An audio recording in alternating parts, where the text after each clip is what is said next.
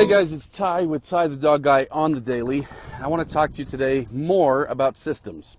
So the other day, my podcast had to deal with, the systems, well, just the idea of systems, right? And I talked about a system for puppy training, the 4 things you need to be looking at. And I said that in the coming days, I was going to talk more about systems. Now, if you didn't listen to that podcast or watch that vlog, when you get a chance, go and do that. I'm going to be talking about a system today that may or may not be afflicting you. And over the coming days, I'm going to be talking about more. And I'm sure as time goes on, I'll talk about even more.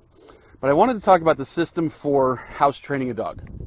Because this is a tough one, right? I mean, it's not just puppies. We get folks, who did I talk to? I was talking to someone the other day with a 2-year-old German Shepherd that still wasn't house trained.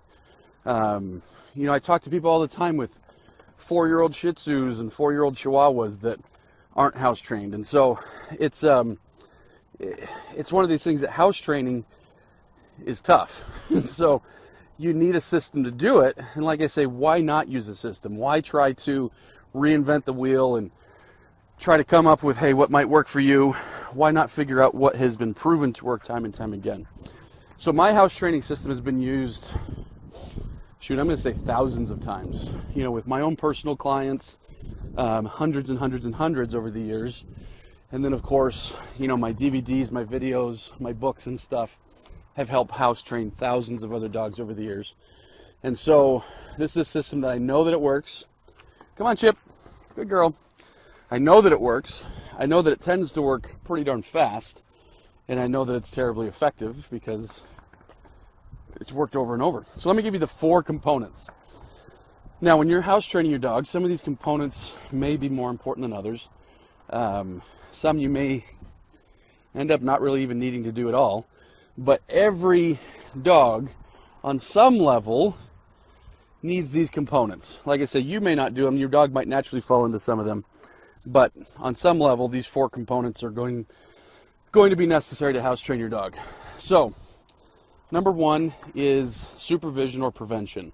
So dogs are creatures of habit. So if you allow them to sneak around your house and go to the bathroom, that becomes habitual. And so in the beginning stages of house training your dog, you have to have 100% supervision. 100%, not 95, not 93, but 100%. Definitely not 50 or 60, which is what most people are doing. It needs to be 100%.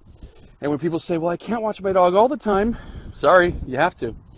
But it really takes on 2 forms. If you cannot watch your dog, then you need to crate your dog. And then when you are around, keep your dog on a leash. We call it tethering. Keep your dog tethered and with you so the dog cannot sneak around the house and go to the bathroom. Simple as that. Step number 2 is very easy in the house training system. And that's we want to encourage good behavior. So when we take the dog outside, we say go potty, we walk him back and forth, we encourage the dog to go potty, and when he or she goes potty, we say that was a great decision. We praise the dog, maybe even give some treats or food or something like that, a toy, something that's very good in your dog's mind, and we say that was a great decision. Now the third part of the system is the exact opposite. So when we catch the dog going to the bathroom in the house, we want to correct that. Now, if you find a dog trainer, because I know this is becoming kind of like a politically correct thing. So there's a lot of politically correct dog trainers that say, no, you can't correct a dog for going to the bathroom in the house. It doesn't work. It confuses the dog. Well, I'm sorry to inform you that they're wrong and have no idea what they're talking about. You absolutely can correct the dog and help the dog realize going to the bathroom in the house is wrong. Now, correction doesn't need to be and shouldn't be harsh. But it does need to be something that's like unpleasant. We want the dog to realize, hey, going to the bathroom in the house is not cool.